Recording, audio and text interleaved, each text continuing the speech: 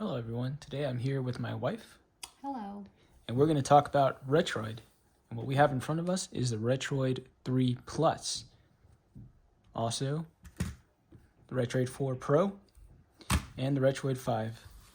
But first we're going to start looking at the Retroid 3 Plus. The naming convention is a little weird and I might get it mixed up, so forgive me, but for sure this is the Plus, which I don't think there's any real indication on the actual device that it is a Plus model.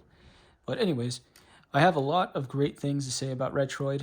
It all started with this, which was a gift to me from my wife, and this is what got me hooked. What actually drew my appeal to Retroid was their rounded corners.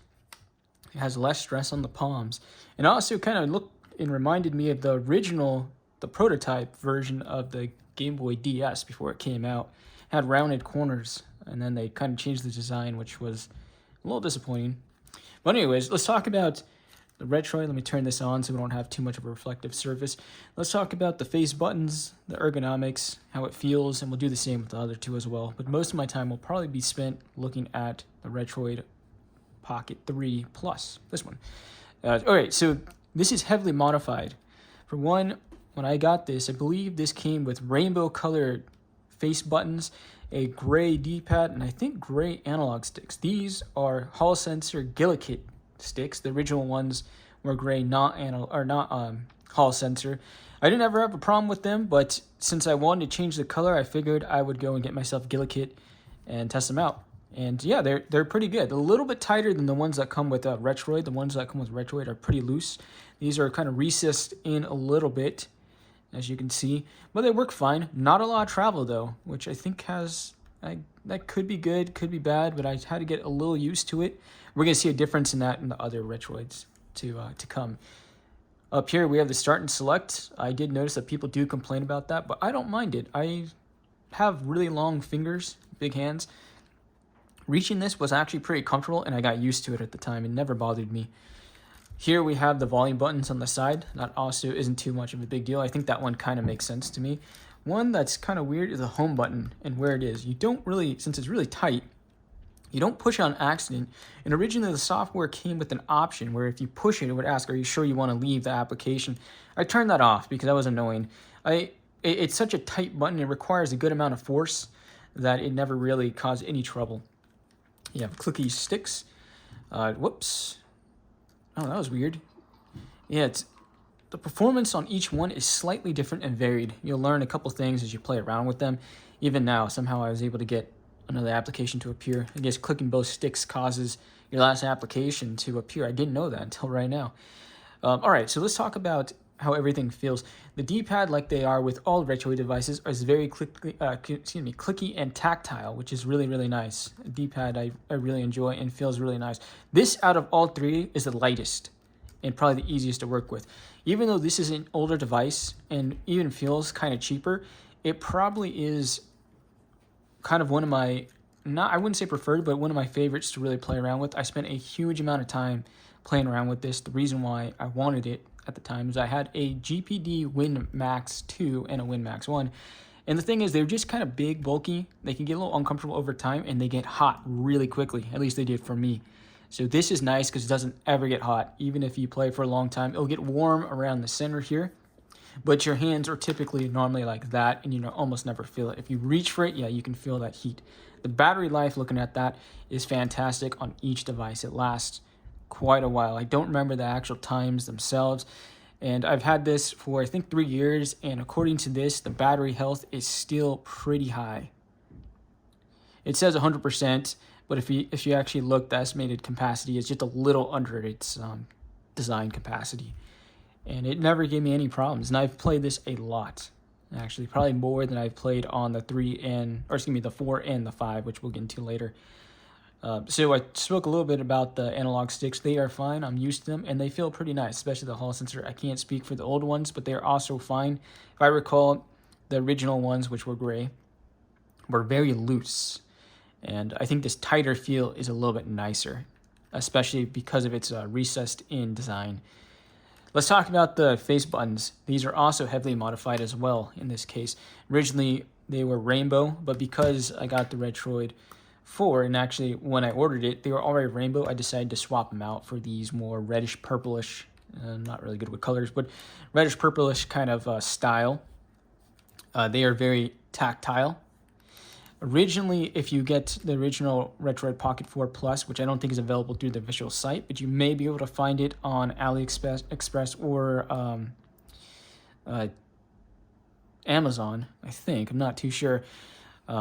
You will get ones that have more of a mushy style face button feel to it. That's how these started. What I ended up doing was getting a classic Retroid Pocket 3 and swapping out the boards because it had a dome style board. So that way you have that more tactile. I didn't use the membrane that came with it because it made the buttons really, really loose and not so tight. So I used the original membrane that came with. I keep pushing buttons. That came with the original mushy style buttons, and used a little bit of Gorilla Glue to tighten them up. So that way when you push it, it hits that dome style board, and it has a really, really satisfying kind of reaction to each one when you push it.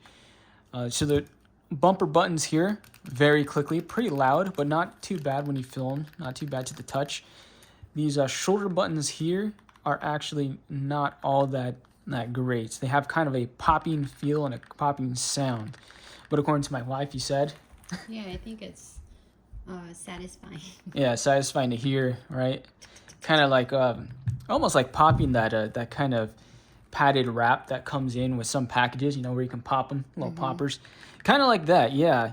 They're not too bad. They're not incredibly uncomfortable, but compared to the next devices we're going to look at in just a moment, as opposed to what you said though, like cheap feeling, I think this feels pretty good. Yeah, no, yeah. Shiny. It's certainly, I mean, it has kind of a cheaper feel, but it's not bad. It's not cheap, like, 99-cent style feeling, but it, compared to like a premium device, there is a slight bit of cheapness, but it feels great.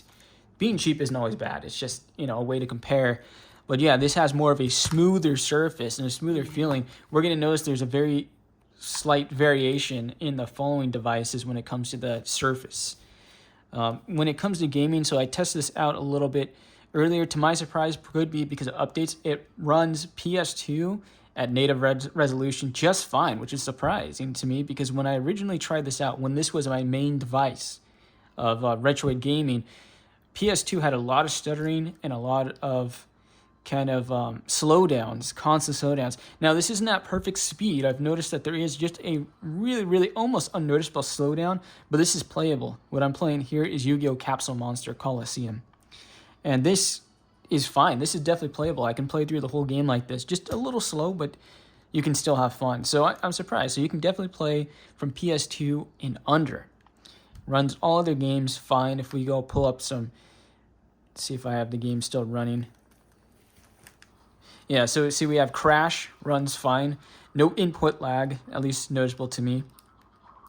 And yeah, very comfortable. You can have a lot of fun playing Retroid games on this. 1 second. So all my screens have screen protectors. They are protected and wearing protection. However, you do get, because of the glossy surface, you do get a lot of fingerprints, and you constantly have to go and wash it just to have it nice and clear. You probably can't really tell it through the camera, but I definitely can tell. Since these are LCD screens, this one and the Retroid Pocket 4 Pro, they are LCD, you're going to get some glare, especially if you're in like kind of a sunny environment. You're definitely going to have some discomfort when you're trying to look at this screen.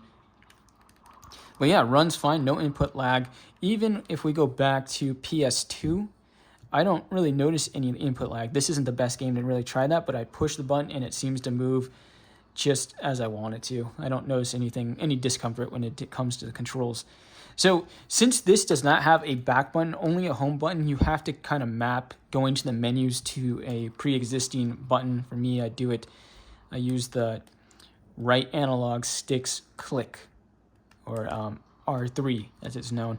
That'll take me back to the menu, and I believe this one is fast forward if I hold on to it, the L3. A little uncomfortable, but it's manageable, especially if you want to play games fast or if you want to skip through a cutscene, then it's not a big deal. But yeah, fantastic device. I am a massive fan. This is what started for me, and I was hooked ever since. Retroid is definitely a brand of choice for me. And the Retroid 6 was announced recently, and that's coming with a little design change. Also, multiple options, more options than were available for the Retroid 4, 3, and 6, or excuse me, 5. All right, let's move on to Retroid Pocket 4. And when comparing, we're going to notice some slight differences in design. They definitely were listening to their audiences. Let's turn this on so we don't have so much glare. We're not going to notice, or we're going to notice that they did listen to customer feedback. For one, we're going to notice that there is no start and select button on the top here. Instead, we have the volume buttons now. Power button has moved from here over to there, so you have to kind of get used to that, especially if you're used to controlling start and select. You may accidentally hit the power button and turn off the device since things have been moved. We look at the side here, we're going to notice that we no longer have the volume buttons. They've been moved to the top. The difference in size between the two is we see that this one is slightly fatter, while this one is really thin and incredibly light to hold. Not light as a feather where it feels like it's going to fly out of my hand, just right. And honestly, I feel that this one is also incredibly light, also very comfortable to hold. This one out of the three, I feel is my favorite design and layout and even feel. Well, besides the back, which we'll get back of the 5, which we'll get into later. Again, we do have that nice round corner, so it doesn't go and dig into your palm, which is fantastic. Instead of having convex analog sticks here on the top, we actually have concave, which took me a little getting used to. The travel on this is much, much wider compared to the Retroid Pocket 3. Here we have far more distance that we can move, which also takes some getting used to once you get used to the Retroid Pocket 3 and transition to the Retroid Pocket 4 Pro. Now, there is a Retroid Pocket 4, just standard, which is a slightly weaker device. However, the reason why I picked up this one, since there's not much of a massive upgrade between the two, is because it had the start or the home and back button on the face. We have a back button, which is helpful. And also the look of it was pretty nice. There is a fan in this one. However, there is no fan in the Retroid Pocket 3 Plus. But it didn't really need it because it never really got hot. This does have a fan, however, is not loud. It is actually quiet and never really disrupted me.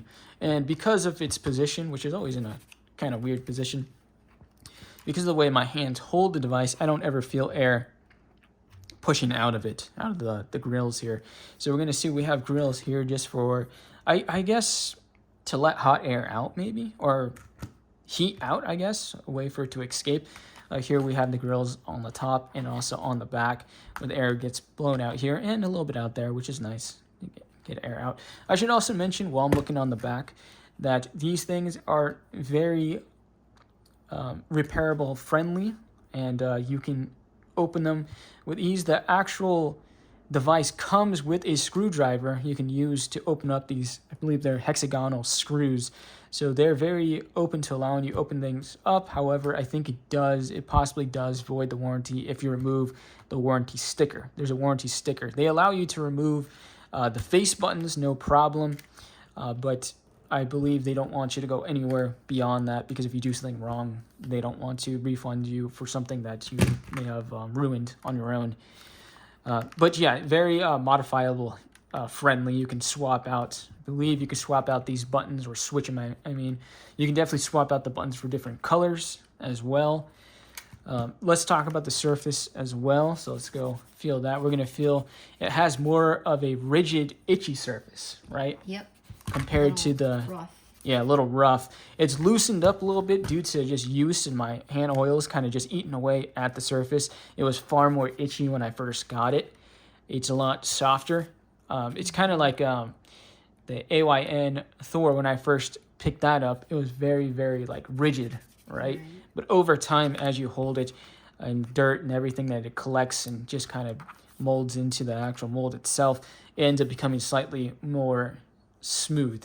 If we feel around here, you're going to feel it's far more rigid, more itchy, especially down there when my hands don't really touch it. but here much smoother. But you can hear that. You can hear as my finger almost kind of gives you kind of a cringy kind of feel, doesn't it? Yep. Compared to this nice smooth I surface. prefer this one. Me too. Yeah, I prefer that. Just the feels. And they're also different. Like this one has bigger ears. Yeah. than this one. Well, we'll get into the triggers in just a second. But yeah, nothing wrong with it though. It still is very comfortable, almost non-noticeable because you're not gonna be like, rubbing against the back or anything like that. Still very comfortable in the hands. I do like this layout. Out of the three, I do prefer this. The buttons are bigger, are fatter, and they're also far more colorful and beautiful. And I like the fact that they printed on underneath a kind of a plastic coating. They printed on the actual letters. That looks really nice compared to it just being kind of an indent. I never quite did like that, but it still does look presentable when you look at that. With these, the modifications I did on this one, for one, was I swapped out the D-pad. Okay, so quick story on that. When you open it up, you're going to notice that this is actually kind of buried under the heatsink and battery, and you have to remove both. And people who want to swap out the colors, they're kind of avoiding that because they don't want to take out all that stuff and remove the warranty sticker. However, I didn't have to do any of that. Getting to the face buttons is really easy. It's actually a separate board, not covered by anything. Like I said, this is kind of buried. There is a way. You can easily just unscrew this. Again, I wish I filmed this too. And unscrewed, I think just a couple screws on the heat sink, just enough for you to pull it out. Then all you do is push this out, pull it out, and then put in the new D-pad. It takes a little bit of trial and error. It's not 100% just easy to do, easy to apply, but with time and patience, you can definitely get that out and switch it out. Let's turn that on. This goes to sleep much faster than the other one. All right, so let's talk about the bumpers real fast. When we compare, also clicky, but not as loud and clicky as this one. These also require a little bit more travel, but they're far more satisfying to the touch, to be honest, than this one. I'm abusing my poor devices. The analog sticks here are analog sticks, excuse me. The trigger buttons are actually analog, and they have a little bit of travel. I had to get used to that since I wasn't really used to using controllers like that. Normally the controllers I use have more of a kind of clicky style, not so analog, but actually kind of nice. It's nice to have the options. So if you're playing like a racing game of some kind, then yeah, it's pretty cool. But if you need an instant, button press or button reaction, you do have to put in a little bit more effort. Unless you edit it if the emulator has it, you can edit some options that allows it to react the moment you push it. For the most part, plays similar to that. We'll talk about these buttons real fast. So instead of having to start and select on the top, you now have it down here, which is okay. I don't think you're going to use them too often. However, it is one piece. So if you push one button, it's going to kind of fiddle around with that one. And on the board, it's two different contacts, but this is all just one piece. Same here, home and back. Back button is a very, very welcomed addition that was put in. Let's see, can we... No, we don't have it put in. So one thing I forgot to mention is the SD card slot. This one pulls out nice and easy. However, on this one, you really have to dig your finger into there and pull it out. And I remember the first time I took out the SD card, my wife was like, "Are you breaking it?" Because I have really had to yank it out. It's in there real good. And yeah, so pretty nice. So this plays PS2. I have a game running really well, without much slowdown. I think one of the batteries are dying somewhere. Just like, I don't know where it came from. But anyways, it runs well. I don't notice any input lag. Now this is Crash, Wrath of Cortex. The controls are a bit floaty, not delayed. It's just the way Crash moves. But yeah, not any real input delay that I'm really noticing at all. So PS2 definitely, I think another reason why I picked up this, not just because of layout and how beautiful it looked, and also because I really liked this one and the upgrade was pretty welcoming.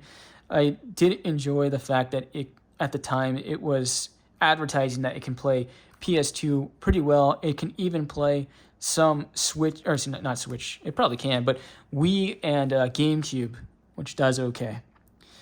So I think this is actually at times 2. resolution. So running well without any noticeable slowdowns, which is fantastic if you ask me. I don't think there's much else I have left to say about that. Let me listen. I don't think the fan is actually even on right now. Let me see. Let's turn that thing on. For some reason, it starts off for some reason. Whoops. Yeah, okay. Fan is running, but it is almost unnoticeable now. Now that I have it on, it's unnoticeable. Yeah, so again, having that back button is really nice. That way you can get into the menus of emulations. Oh, am I off screen? All right, so that's just about it for the Retroid 4 Plus. Now we're going to talk about the Retroid 5, where it doesn't have a weird naming convention, plus, minus, and Pro. Just no nonsense Retroid Pocket 5. Now, with this one, I went a little different direction. I went with going with the GameCube look, and the reason why is because I already had, at the time, this was a rainbow one, I already had 2 rainbow types, well, non-rainbow type, but gray surface. So I decided to go on something else, but however, I kind of wish I stuck with this style, because this seems to just always win, in my opinion, this look. However, it is nice to have something different, and there is a use case I had for these analog sticks, which we'll go over in just a moment. So let's talk about the difference between them. Let's start with the top and work our way down. So for one, we're going to notice that the grills are no longer on the top here. They're actually on the back. So all the stuff that they don't want you to notice is all hidden on the back, which is great. I also like the fact that they made this more symmetrical, that how the grills are now across the whole back, even though it doesn't need to, because the fan, I think, is only right here. You can actually see the battery, and this is nothing but just pure wall. Probably, oh no, that's actually the battery. Yeah, pretty large battery. Here, it's not symmetrical. We have the name Retroid Pocket there. And there's something I want to show real fast. I have a little segue with our AYN. You're going to notice it's kind of similar in design, except for how, the grill is on the left side here, and you have the logo on the right side. We are not associated with each other, whatever. Anyways, but very similar, even similar in color. Not a big fan of that. I prefer the grills to just take up the whole back. That way it just looks more presentable. And there you have the Retroid Pocket. No longer does it give the number anymore like iPhone does. Just Retroid Pocket, no nonsense right there. Smaller. I have not opened this one. This is the only one I haven't bothered to modify, because there's nothing really to modify except for, if possible, modify the buttons, but they're fine. Okay, so we were talking about the top. Let's go back. I keep hitting buttons on this thing. We're going to notice that there is no gap in with the shoulder buttons. There's no gap there. They're actually touching one another, which is actually fine, and I think even better. Here we can see there's a slight gap. Here, the analog triggers, watch for these triggers right here. They're tighter, right? They're tighter compared to these. These are very loose. These are tighter, which I actually prefer. And I think has just slightly less travel. If not, it has the same, but that tightness really... Yeah, this one has less travel. Less travel, yeah, it's figured. Tight. Another thing is, this is where there's a big winner. These are also clicky, but they're actually the most satisfying. Almost the same as this, but slightly better, slightly lighter actually on the touch. Not too light where you're going to touch on accident, but I think these are the actual winning bumper buttons compared to the Retroid Pocket 4. So looking at the face real fast, we now have start and select here, which I think is fantastic. It's more reminiscent of classic controllers. How normally you have start with the right hand and select with the left hand. Nope, it's just saying that there's an update. I've been trying to update this thing, but every time I try, it doesn't let me. Okay, there it went away. So before we had start and select in the bottom right corner there we have it some more symmetrical, which is how I like it. We have home and back right here, which is fine. Now, interesting thing about these buttons is they're very, very clicky. Very clicky. You have to kind of get used to them. They're not bad. They just feel a little weird, almost... What's a good example of? Kind of like the GameCube controller is a Z button. They feel like that, except for applied all across. Watch, feel that. What would you say? It's very tactile, yeah, but it like... Yeah, very clicky. Almost like a remote button that you'd use to open up your garage, like a clicker. you know. The D-pad, again, just like the other ones, very tactile, less wiggly. These are more reactive to the touch, but tighter at the same time. I think the Retroid Pocket, let's see, which one do I prefer? Here, I'm going to have you test them all out. I think I like this one, the rocking style, the best. Even though I don't think it's the most solid, I still feel that this one is kind of easier on the finger. Let's get my wife's opinion on that. So that's the Retroid Pocket 3. Here's the Retroid Pocket 4. I feel like they're just the same. Well, this one feels more like it has more reaction to your fingers. And this one, it feels like you push pretty far down. There's more travel in the button and less satisfying click. How do you feel with this one? To you, it all feels kind of the same, or this one feels tighter? Whoops. Yeah, this one is tighter. Yeah, which can be good, but with long periods of use, like when I was playing Tetris on this, it can actually kind of like, I don't know, it can kind of bother your finger over time. All right, so we do have a welcome return of the analog sticks. And an interesting thing about the analog sticks, if I can remember how to do it, is you can color or light up the bottoms here. Let's see if I can remember how to do that. I should have came prepared. Here we go. There we go. Ooh, pretty neat. And you can change the color. Let's see if I can find out how to change the color. Probably have to go through the menu. Yeah, it's been a while, but you can change the color and you can make them separate colors if you want, which is neat. I don't use it. I have them on very dim. When you first get this and you just use the default color, it is bright, where it's like blinding to my eyes. But then again, my eyes don't really like incredibly bright lights. But another big thing, now that the screen is on, before we move on to the right side, is since this is OLED, notice way less glare. So if you play in a sunny environment, you're not going to have a hard time seeing this. The whole LCD glare issue is a massive issue I have with the Switch 2, which I forgot to mention in my video, but probably better here since that video just pisses people off. All right, so let's talk about the face buttons here. Very different compared to the other ones, though it may be very subtle. I definitely notice a difference. We'll turn on the clock here. That way I don't fool around with any emulations and turn on games. But if here they're loose and clicky and light, these are a little tighter, just like the D-pad, a little tighter and more satisfying to the touch, if you ask me. Yeah, I think these are better. I even prefer them more than the AYN Thor. I think these are excellent. I think even their height and everything is fine. I think you have to get a little used to it, but they are fantastic in execution. Let me have you do the face button test. Okay, so there's the Retroid Pocket. Yeah, pretty good. Really, really nice. Let's see what you think compared to the more tactile style. Yeah, this one has more travel, like when you press on them. And this one is, you don't press too much on it. Do you prefer these over this one? I think I prefer this. You prefer those? How about this one? You're going to feel a difference, I believe. Ooh. Really light, right? Yeah. Do you prefer this one? Yeah, this one is better. Like, I don't have to exert more effort. For me, as you can see, these are more recessed into the plastic. For some reason, even though these are nice, I preferred the more effort that you had to put in for these buttons. And then, of course, you got the clicky analog sticks. And again, back button here, very clicky like a garage clicker. And volume buttons on the top work just fine, and power buttons. These are actually probably the most satisfying feeling of all the volume buttons. They feel more premium. This device overall is far more premium.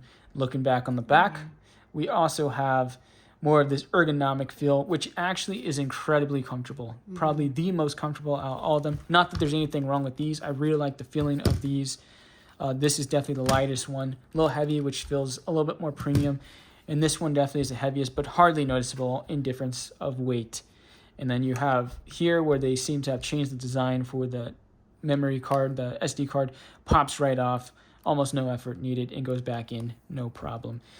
And here, as far as the texture, is very, very different compared to the other two. While here you have a smooth texture, this one you have a itchy texture, and this one is kind of a combination of the two of them. It's like itchy and smooth. Yeah. And then, of course, you have these ridges right here, to try to keep it kind of in your hand. However, I think it would have been fine if they just kept the same surface across the whole thing. I don't think this was necessary, and it's not the most comfortable when you run your finger against it. But not a big deal. You can't tell when you're playing. It is kind of like a cage net type thing that holds it in place. Yeah. So let's do a hold test. Tell me which one you prefer to hold. I feel like this one would be like slippery when I play it for a long time. Okay. This one is a little heavier. Uh-huh. But it's still nice to the touch. Do you prefer this one over that one? I prefer this one. You prefer the 3? Okay, so 3. Oh, okay, interesting. It's smoother and like not. And the 5. Light. But this one is like the most comfortable. Yeah. Of the 3. It is. Yep. This would be probably the winner. And the OLED screen. Let's look at all of them all at the same time. The OLED screen definitely is a winner in this case compared to the LCD screens. And if we compare all of them, let's go home here. If we compare all of them all at the same time, we're going to notice that this one on the bottom is slightly brighter. And I think that's because I probably increased the saturation on this one. Slightly dimmer here, though. I think a slightly better screen, but I had to actually, my eyes had to actually adjust to this one a little bit when it came out. I don't think. Does it make a difference if you up the brightness on that? The saturation? Well, yeah, we can up the brightness. I think I upped the saturation too. I guess we could do a brightness test. Oh, now it's hard to compete with them. The color is a little weird on this one, and I remember that was also a problem. It is a little bit more warmer. This one has more of a colder style screen. Yeah, let's do a brightness test. Whoa! Oh man, look at that. Try the, the brightest. There we go. Let's see. This one definitely seems like it gets brighter than that one. Yeah. And then let's pull this one up and move this one. I think this one's definitely going to win. Oh, No course. competition. Yeah, no competition there. And more truer to the colors, if you ask me. Very different if you look at all of them. The colors stand out differently. I still think that this one is always going to be a little favorite classic, especially because the amount of modification I made. One thing I forgot to mention, if you look on my model, and I think it's just for me opening it, the shell itself is not flush, unfortunately. When I got another Retroid, which I gave away, it was nice and flush. So I think this is just me, and I've been trying to bend it back into place and was never able to really fix it. Real quick, talking about the interfaces. The interfaces are all slightly different across all of them.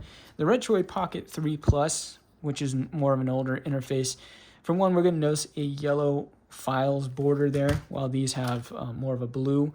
Another thing is you seem to need an application to do anything on this thing. So like if I want to install a new application, it'll ask me which application I want to use to install it, which is a little odd. You don't have that issue with the 4 or the 5. Wow, this one goes to sleep even faster than the 4.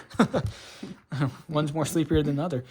The battery life on all of them are fantastic, and we can actually look. I think we just did earlier, but we're going to see that the health on that one is only off by a little. Let's see what the health is on this one.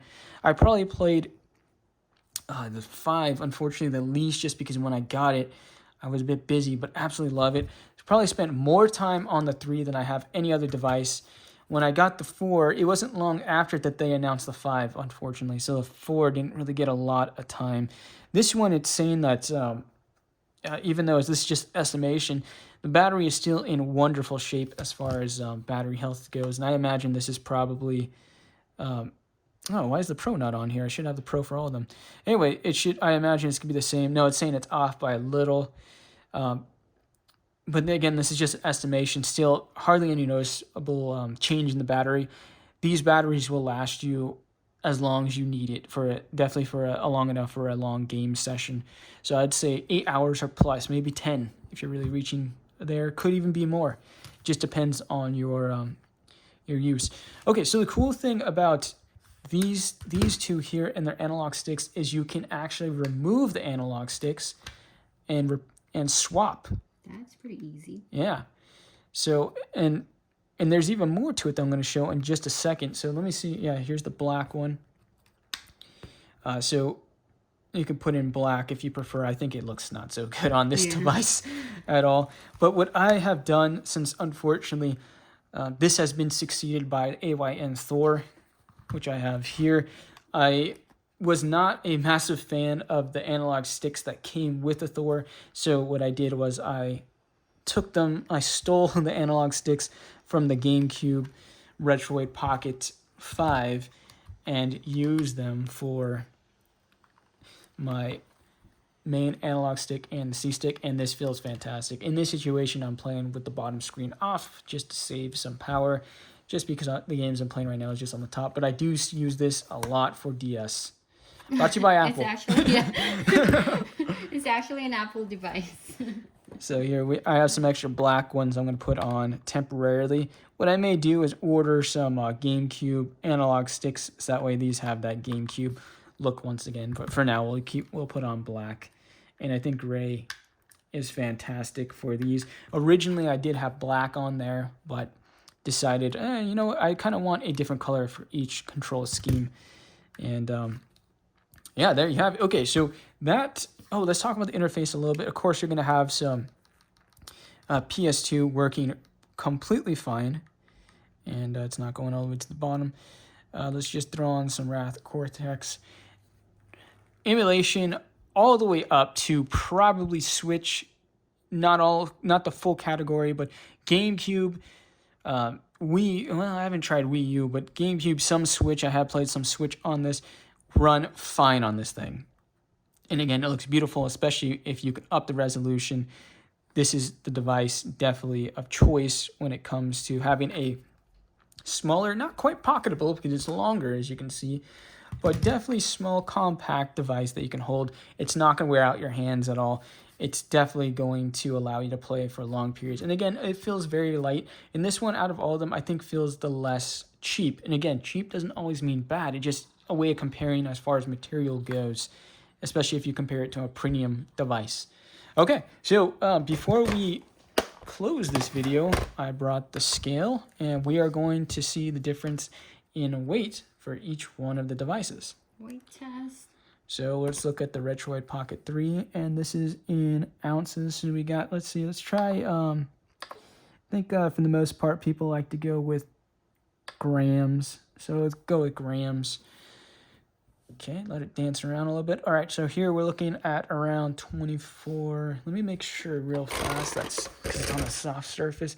Yeah, it's about the same. So we're looking at around 245 grams right there. Let's get that in shot. Make sure it's nice and balanced. It's kind of hard with the horizontal. Well, anyway, yeah, you're looking at about 245 for the Retroid Pocket 3 Plus. Now let's look at the Retroid Pocket 4 Pro. You're looking at 274.5 grams there. Let's make sure it's going up. So between the two, so the first one was 245. You're looking at around about 30 grams difference between the two, almost unnoticeable. And then we're going to look at the mighty Retroid Pocket 5 there, and 285, I think, between that. And I think maybe, because this is maybe not 100% accurate, I'm not sure. It's actually a pretty good scale, but yeah, about 280. Hardly any noticeable difference, about 10 gram difference.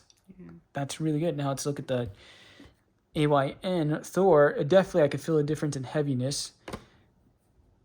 Yeah, make about much sense. But see, I think around 350, maybe right before 400, you're looking at something that's comfortable. I mean, I can hold this for a long time, especially if I open it up like that. The weight is then distributed. You can't see, but if I open it up, the weight is distributed and it feels even lighter. More of a balancing act there. I can hold this thing for forever because honestly, it is light to hold. Let's compare it to some things like this right here. Again, see, the interesting thing is almost like an illusion. Unless I open it, it does feel slightly heavier closed because you have everything kind of compact. When the moment you open it, it feels slightly lighter. I think you're going to get the same kind of thing. And let's compare it to this. Slightly heavier again. Very, very light. The design really helps. This feels more solid. This is the new 3DS. small. I forget the actual full name. Okay, let's pull out. Let's keep measuring. Interesting. Okay, so look, we're looking at the Switch OLED model. We got 438 grams. The thing is, this thing, definitely does win in the competition of weight so far. Analog Gillikit's analog sticks here. Anyways,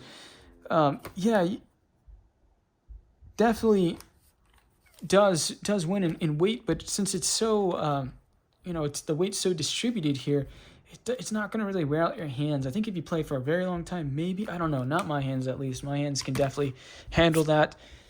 We have the Switch 2 here. Yes, okay, that makes sense.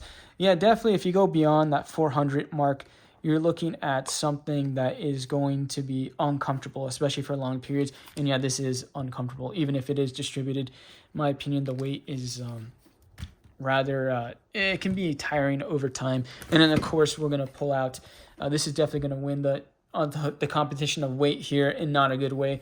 The GPT Win Max 2, we're definitely going to, whoa, my gosh, we're looking at 1,000. That makes sense why I went with the Retroid. So I went from this device to this device. In fact, even before this device, I got a Raspberry Pi G Pocket, which is like a Game Boy brick type thing. And that was pretty cool, but just very, very underpowered. But there you go. Now, we're looking at now a comparison between that and 1,000 grams. Because once again, you have about 245. So, and that is about it. I think that's as far as you can stretch a Retroid Pocket showcase there. Let's turn this baby off. And so, yeah, one more time, we're going to look at these gorgeous, beautiful devices and give one last kind of opinion on these things before we close the video. But here they all are in their ultimate glory. Let's get out of here. I'm not a fan of the black borders, so this is definitely a winner. Oh, you know what? I did forget about that. Yes, no bezels here. These two on the top are 720 resolution screens. This one is a 1080, which is really nice that we have that standard. No bezels from the front. However, there are bezels. They just were able to hide them underneath the shell. So if I don't know if it's going to show, but I can see it. This one's not necessarily on my device. Wasn't centered too well, so I can see a small line on the right side. But if you were to look in just at the right angle, you can definitely see that there are bezels. It's just hidden by the outside shell, or actually the framing. So very well done. I'm happy they did that because you have more screen to look at and less compromise, kind of like you have here. The frames never bothered me. It's almost like part of the design. I kind of like it. You got the black analog sticks that I put in. Again, these were once gray, along with the frame. Doesn't bother me. I think it's fine. But yeah, one thing I also forgot is when it comes to the surface, we got full glass across the whole surface of the Retroid Pocket 5. Unfortunately, I've seen videos of people dropping this and the whole thing just cracks like a spider web. It's just kind of a shame. I have a screen protector. I can't remember if this was supplied by Retroid or not, probably. Does not go all the way around. It actually stops, which is a little weird. I really had to get used to it. I don't think screen protectors are 100% necessary because I've had my GPD. It's probably kind of dirty, but I've had my GPD with no screen protector at all, not a single scratch. We got some, hey, how you doing?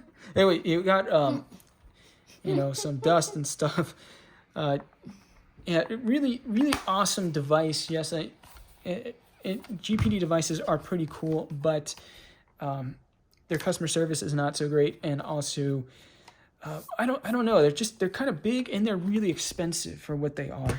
But going back to Retroid, the true stars of today's video, let's give some final words. I absolutely love Retroid. I wish they had created a dual screen, which reminds me, they did create a screen you can attach to here, which I'm going to show in a separate video. But however, I was not a fan of it, which is why I got the AYN Thor. So what are your thoughts on Retroid? What would you say about Retroid? Would you recommend them? Yeah, I think it's a pretty good device. Yeah. I would prefer, or among these, this one is definitely a winner for me. What? Because I like the screen and I think this is OLED, right? OLED, yes. There's that conversation again. Anyway, I like the colors, and it's clear. Yeah, and also the feel, Mm-hmm. which you also mentioned. What I figure I was going to ask now. What is it that you think stands out the most out of all three on this one, besides the screen? Do you? I guess a better question is the layouts. Do you prefer the GameCube layout over the Rainbow layout, or do you prefer the Rainbow layout over the GameCube layout? I prefer this one. This one, you prefer the purple? Yeah, well, there you have it. So, yeah, difference in opinions. I do prefer the Rainbow, but the GameCube one is always fun to look at, especially when you have the right sticks in there and not the black. Yeah. But all right, let's end that video there. I think we basically beat this horse to death. And yeah, hopefully you enjoyed. And again, as always, if you want me to make more videos on Retroid devices, I have a ton beyond even the ones I've shown in this video. I'll be more than happy to create some. Other than that, take care and see you in the next one. Yeah, thanks for watching.